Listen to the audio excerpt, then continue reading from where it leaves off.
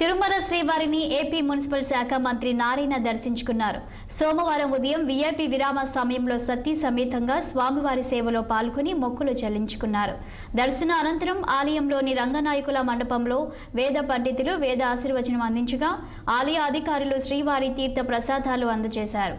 ఆలయం వెలుపల AP municipal శాఖ మంత్రి నారాయణ మాట్లాడుతూ సీఎం చంద్రబాబు సూచనలతో రాష్ట్రం ఆర్థిక స్థితిని మెరుగుపరిచే విధంగా మంత్రులంతా కృషి చేస్తున్నామన్నారు.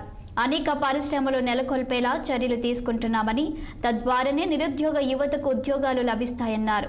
పేదల ఆకలి తీర్చే విధంగా అన్నా క్యాంటీన్లు ప్రారంభించామని తెలిపారు. ఇప్పటికే 100 అన్నా క్యాంటీన్లు ఏర్పాటు చేశామని చెప్పారు. సెప్టెంబర్ 13వ తేదీ మరో 75 అన్నా క్యాంటీన్లు ఏర్పాటు చేస్తున్నట్లు తెలియజేశారు. సీఎం చంద్రబాబు ఆధ్వర్యంలో రాష్ట్రం అన్ని విధాలా ముందుకు వెళ్తుందని ఆశిస్తున్నామన్నారు. నమస్కారాలండి. ఈరోజు నేను మా సతీమణి కలిసి కలియుగ వెంకటేశ్వర స్వామి దర్శించుకోవడం జరిగింది. ఈ రాష్ట్రంలోని ప్రజలందరూ సకల ఐశ్వర్యాలతో ఆరోగ్యాలతో ఉండాలని ఆ భగవంతుడిని ప్రార్థించుకోవడం జరిగింది. మీకు అందరికీ తెలుసు, ఈ రాష్ట్రం ఈరోజు లోటు బడ్జెట్తో ఎంతో సఫర్ అవుతుంది.